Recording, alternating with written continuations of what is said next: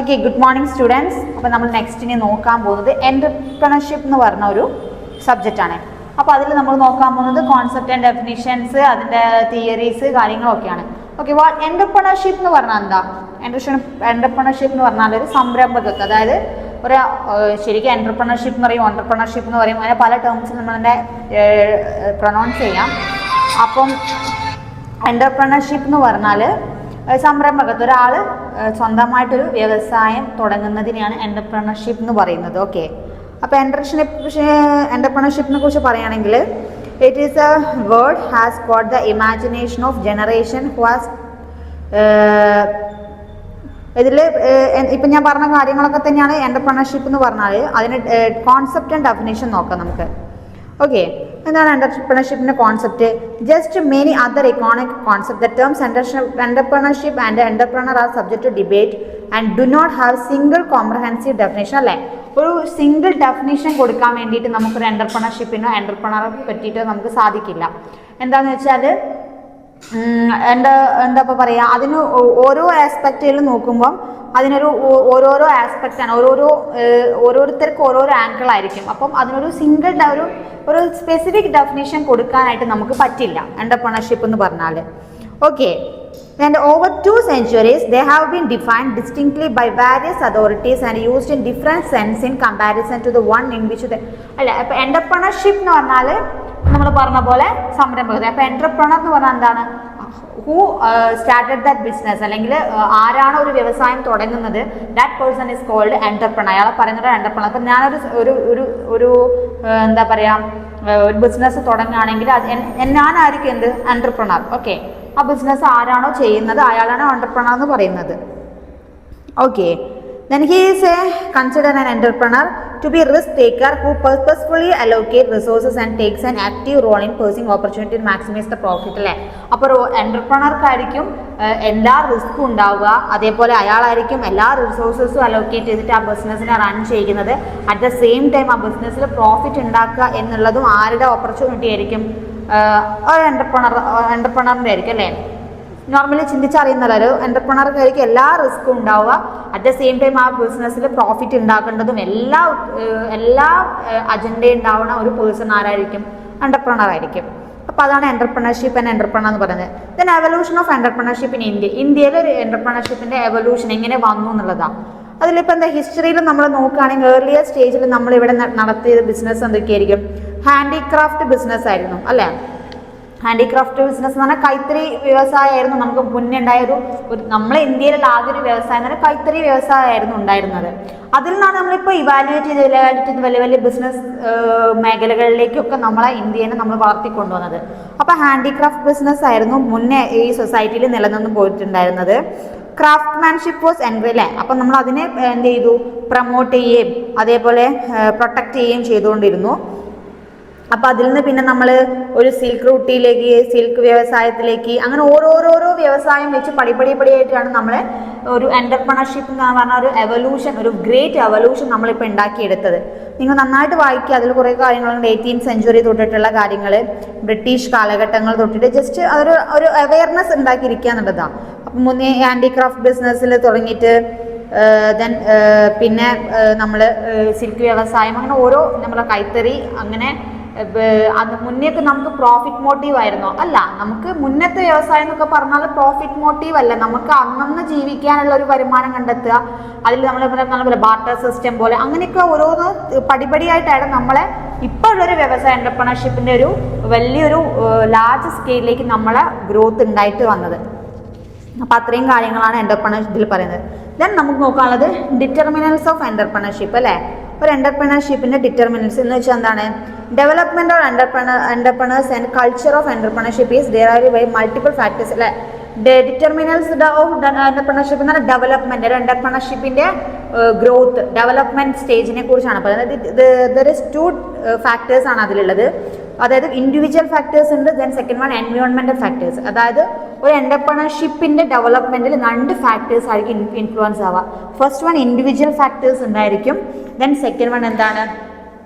Environmental factors. Okay, ഡിറ്റർമിനൽസിലെ ഡെവലപ്മെൻറ്റിൽ 2 factors. Okay, individual ഫാക്ടേഴ്സും ഉണ്ടാവും, ദെൻ നമ്മൾ പറഞ്ഞ പോലെ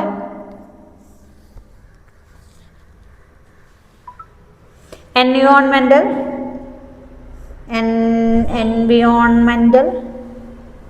ഫാക്ടേഴ്സ് ഉണ്ടാവും. Okay, individual factors and environmental factors. Individual ഫാക്ടേഴ്സിൽ എന്താണ് ഉദ്ദേശിക്കുന്നത്? These are the traits of individuals which leads them to think and act entrepreneurial. അതായത് ഇൻഡിവിജ്വൽ എന്ന് പറഞ്ഞ പേര് പോലെ തന്നെ ഓരോ ഇൻഡിവിജ്വൽസും അവർ തിങ്ക് ചെയ്യാണ് എനിക്കൊരു എന്റർപ്രണർ ആവണം. അപ്പം അതിൽ വരുന്ന എന്താ പറയുക, അതിൻ്റെ അവരെ തിങ്കിങ് ആസ്പെക്റ്റ്, അതിൽ അവർ ഓരോ ഇൻഡിവിജ്വൽസിൻ്റെ എന്റർപ്രണർ ആവണം എന്നുള്ളൊരു തിങ്കിങ് പ്രോസസ്സിനെയാണ് നമ്മൾ എന്തിൽ പറയുന്നത്, അതായത് പേഴ്സണൽ ഫാക്ടർ. ഇൻഡിവിജ്വൽ പേഴ്സണൽ ഓരോ വ്യക്തികളനുസരിച്ചിട്ടുള്ളതായിരിക്കും ഈ എന്റർപ്രണർഷിപ്പ് എന്ന് പറയുന്നത്. അവരുടെ ഒരു പെർസ്പെക്റ്റീവ്, അതായത് personal factors comprise personal initiatives of individuals who like to do things before somebody else translates the idea to running enterprises. അല്ലേ? അപ്പോൾ അതായത് ഇൻഡിവിജ്വൽ ഓരോ വ്യക്തികളെ ആയിരിക്കും അത് നമ്മൾ എന്താ പറയുക ടാർഗറ്റ് ചെയ്യുന്നത്. അപ്പോൾ അവരുടെ ഐഡിയാസ്, ഒരു എന്റർപ്രണർഷിപ്പ് എങ്ങനെ കൊണ്ടുപോകാന്നുള്ള അവരുടെ ഐഡിയാസിനെ ആസ്പെക്ട്സിനെ ആശ്രയിച്ചായിരിക്കും ഈ ഇൻഡിവിജ്വൽ ഫാക്ടേഴ്സിൽ കൺസിഡർ ചെയ്യുന്നത്. അതിൽ എന്തൊക്കെയാണ് വരുന്നത്? our sense of opportunities. There are a lot of people who can sense opportunity and it's usually changing the translate those ideas to execution. അല്ലേ? ഓരോ ഇൻഡിവിജ്വൽസിനും ഓരോ ഐഡിയാസ് ഉണ്ടായിരിക്കും. അപ്പോൾ അത് ഓരോരോ ഓപ്പർച്യൂണിറ്റീസ് ആയിട്ട് അവരത് എക്സിക്യൂട്ട് ചെയ്യാൻ വേണ്ടിയിട്ട് ശ്രമിക്കുക. ദെൻ അതിൽ പ്രോബ്ലം സോൾവിങ്, ബിഹേവിയർ, പെർസെപ്ഷൻ, അതിൽ ഓരോ പോയിന്റ്സ് ഉണ്ടല്ലേ, അതൊക്കെ ഒരു ഇൻഡിവിജ്വൽ ആസ്പെക്ട്സിലാണ് വരുന്നത്. Perceptiveness, resilience, creative and innovative, then risk taking behaviour. അതായത് ഒരു ഇൻഡിവിജ്വലിനെ അനലൈസ് ചെയ്തിട്ട് അയാളുടെ ഫാക്ടർ, ഇപ്പോൾ അയാൾക്ക് എന്തൊക്കെ സ്കിൽസ് ഉണ്ട്, റിസ്ക് ടേക്കിംഗ് ബിഹേവിയർ, അയാളുടെ എന്താ പറയുക ideology, need of power, self confidence, self awareness, അങ്ങനത്തെ കാര്യങ്ങളൊക്കെ ആയിരിക്കും എന്തിൽ വരുന്നത്? ഇൻഡിവിജ്വൽ ഫാക്ടേഴ്സിൽ. ദെൻ സെക്കൻഡ് വൺ എന്താണ്? Environmental factors. എൻവിയോൺമെൻറ്റൽ ഫാക്ടേഴ്സിൽ എന്താണ് വരുന്നത്? എൻവിയോൺമെന്റലി ആയിരിക്കും, ഇൻഡിവിജ്വലി അല്ല. അതായത് എൻവിയോൺമെന്റൽ, ജോഗ്രഫിയിൽ അറ്റ്മോസ്ഫിയറിന്റെ കാര്യങ്ങൾ, അതായത് they're also called external factors. അതിന് നമ്മൾ ഇൻഡിവിജ്വൽ ഫാക്ടേഴ്സിന് പേഴ്സണൽ ഫാക്ടേഴ്സ് എന്ന് പറയുമ്പോൾ എൻവിയോൺമെന്റൽ ഫാക്ടേഴ്സിന് നമ്മൾ എക്സ്റ്റേണൽ ഫാക്ടേഴ്സ് എന്ന് പറയും. നമ്മൾ ബിയോണ്ട് കൺട്രോൾ, അതായത് എന്തൊക്കെ വരാം? കണ്ടക്ട്, അറ്റ്മോസ്ഫിയർ അല്ലേ, atmosphere, political environment, technological advances, business circumstances, then legal system, social conditions, ഇതൊക്കെ എൻവിയോൺമെന്റൽ ഫാക്ടേഴ്സിൽ വരുന്നത്. അതായത് എക്സ്റ്റേണൽ ഫാക്ടേഴ്സിൽ അല്ലേ. അത് അറ്റ്മോസ്ഫിയർ, ഒരു ബിസിനസ്സിന്റെ ഒരു എന്റർപ്രണർഷിപ്പ് നമ്മൾ തുടങ്ങണമെന്നുണ്ടെങ്കിൽ അതിന്റെ അറ്റ്മോസ്ഫിയറിന്റെ കാര്യങ്ങൾ, സോഷ്യലി ഉള്ള അവരുടെ എന്താ പറയുക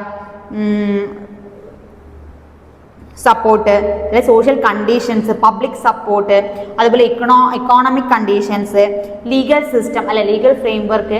അപ്പം അങ്ങനെ നമ്മൾ ഒരു വ്യക്തിയതല്ലാതെ ഔട്ട്സൈഡിലുള്ള എല്ലാ സോഴ്സസിനെയും നമ്മൾ എന്ത് പറയുന്നത്? എൻവിയോൺമെന്റൽ ഫാക്ടേഴ്സ് അല്ലെങ്കിൽ എക്സ്റ്റേണൽ സോഴ്സസ്. അപ്പോൾ these two factors are influenced in what is determiners of entrepreneurship. എന്റർപ്രണർഷിപ്പിനെ ഡിറ്റർമിൻ ചെയ്യുന്ന രണ്ട് ഫാക്ടേഴ്സാണ് ഇതെന്ന് പറയുന്നത്. നമ്മൾ നോക്കുന്ന entrepreneurship and economic development inclusive growth അല്ലേ. ഇക്കോണമിക് ഡെവലപ്മെന്റിൽ എന്റർപ്രണർഷിപ്പിന്റെ ഒരു എന്താ പറയുക, എന്റർപ്രണർഷിപ്പ് എങ്ങനെ സഹായിച്ചിട്ടുണ്ട്? എങ്ങനെയായിരിക്കും?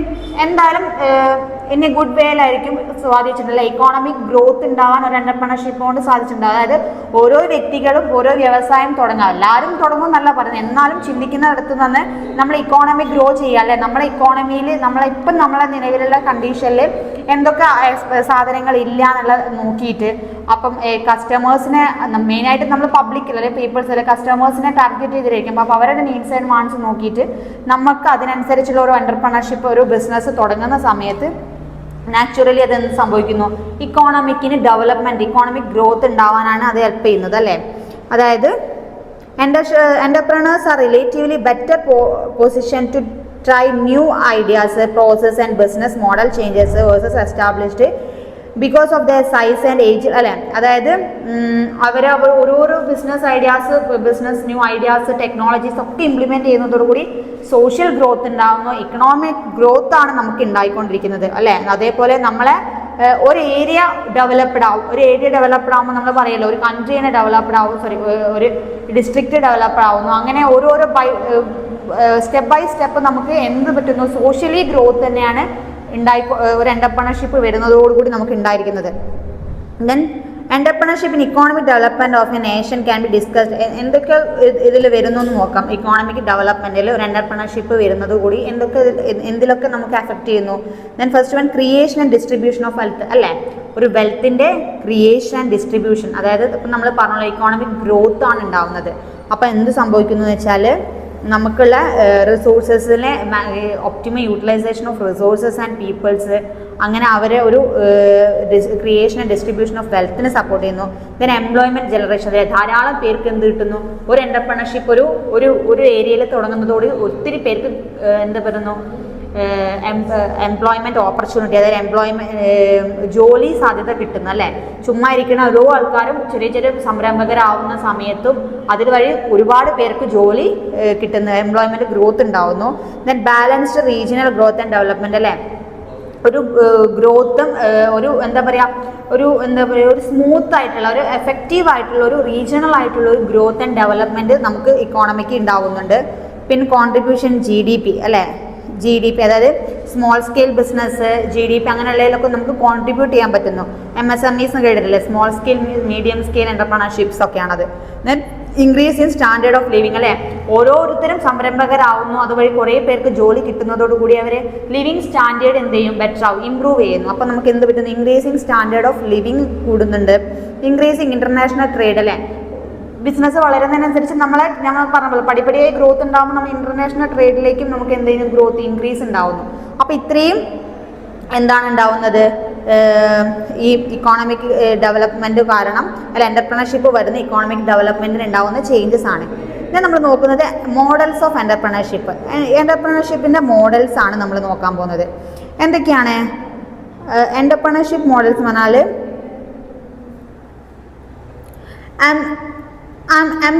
ambitious innovators, അതായത് model of entrepreneurship believes in high risk taking entrepreneurship. അതായത് എൻ്റർപ്രണർഷിപ്പ് മോഡൽ എന്ന് പറഞ്ഞാൽ ഒരു എൻ്റർപ്രണർ നമ്മളിപ്പോൾ പറഞ്ഞു ഹൈലി റിസ്ക് ടേക്ക് ചെയ്യുന്ന ആളായിരിക്കും എൻ്റർപ്രണർ എന്ന് പറയുന്നത്. അപ്പോൾ അയാൾക്ക് അതെന്ത് ചെയ്യും, അത് ടോളറൻസ് ആൻഡ് ഫെയിലിയറിലേക്കുള്ള ഒരു ഇന്നോവേഷൻസ് അയാൾ അതിലേക്ക് കേപ്പബിൾ ആവുന്നു. ദെൻ സെക്കൻഡ് മോഡൽ ഉണ്ട് adaptive innovators. First one ambitious innovators, അതായത് ഇപ്പോൾ നമ്മൾ പറഞ്ഞ highly risk taking. Then adaptive ഇന്നോവേറ്റേഴ്സിൽ വരുന്നത് എന്താ, driven relative lesser level of risk taking അല്ലേ, അതായത് കുറച്ച് റിസ്ക് എടുത്തിട്ട് അഡാപ്റ്റീവ് ലെവൽ ഓഫ് ഇന്നോവേറ്റേഴ്സ് ആണ്, അവർക്ക് റിസ്ക് കുറവായിരിക്കും, അത് വെച്ചിട്ട് അവരൊരു ബിസിനസ് സ്റ്റാർട്ട് ചെയ്തിട്ട് അതിൽ പ്രോഫിറ്റ് ഉണ്ടാക്കുന്നത്. ദെൻ സോളോ സെൽഫ് എംപ്ലോയിഡ്, അതായത് ഒറ്റയ്ക്ക് ഒരാൾ മാത്രം ബിസിനസ് നടത്തുന്നത്.